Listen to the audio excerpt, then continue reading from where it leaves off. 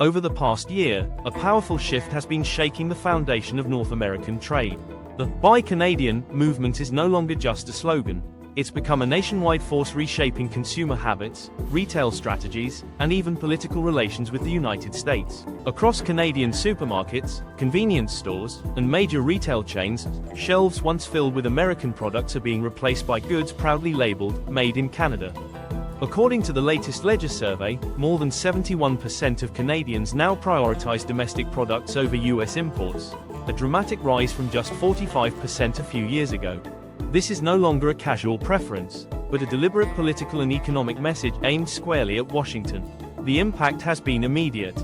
U.S. product sales in Canada have fallen nearly 30% in a single year, an unprecedented shock in the history of bilateral trade. American brands that once dominated everyday life, from Kellogg's cereals to Coca-Cola and Pepsi, from Lay's chips to Jack Daniel's whiskey, are losing ground at a speed no one expected. Canada's retail giants, Loblaws, Metro, and Sobeys, have officially shifted strategy, prioritizing domestic suppliers and expanding shelf space for Canadian-made goods. Smaller retailers and convenience stores quickly followed, unwilling to be seen as resisting a growing national movement.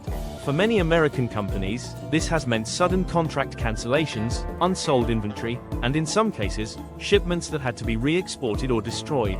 The agricultural sector has been hit especially hard. According to the U.S. Department of Agriculture, American farm exports to Canada have dropped more than $19 billion, the lowest level in 15 years. Soybeans, corn, and beef, once staple exports to Canada, are now piling up in Midwestern warehouses. Iowa, Nebraska, Illinois, and Minnesota are seeing millions of tons of unsold grain and falling prices. Farm incomes are collapsing, and thousands of agricultural jobs are at risk. Meanwhile, Ottawa has moved swiftly to support its own farmers, boosting subsidies and promoting a nationwide "Eat Homegrown" campaign. The food and beverage industry is also reeling. Imports of American wine and beer into Canada have fallen by more than 35% in just 1 year. Liquor store shelves in Ontario and Quebec now showcase Niagara wines and Canadian whiskies where Jack Daniel's and Budweiser once stood. Canadian beer sales are up nearly 20%, while U.S. brands face steep declines.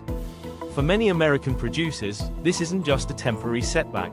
Once consumers switch loyalties, they rarely return, meaning the loss could be permanent. Logistics and supply chains reflect the same picture. Truck traffic from the U.S. into Canada has fallen more than 22%, the sharpest drop since 2008.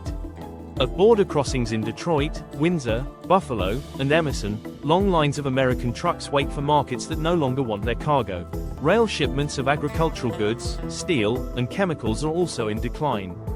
While U.S. logistics companies cut back, Canadian firms are quietly expanding into Europe and Asia, turning themselves into a new international hub. Beyond the economy, the movement has become political. Nearly 70% of Canadians say they support their government's tougher stance on U.S. trade, even if it means higher prices.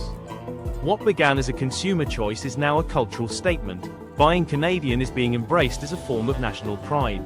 This trend marks a turning point in North American commerce.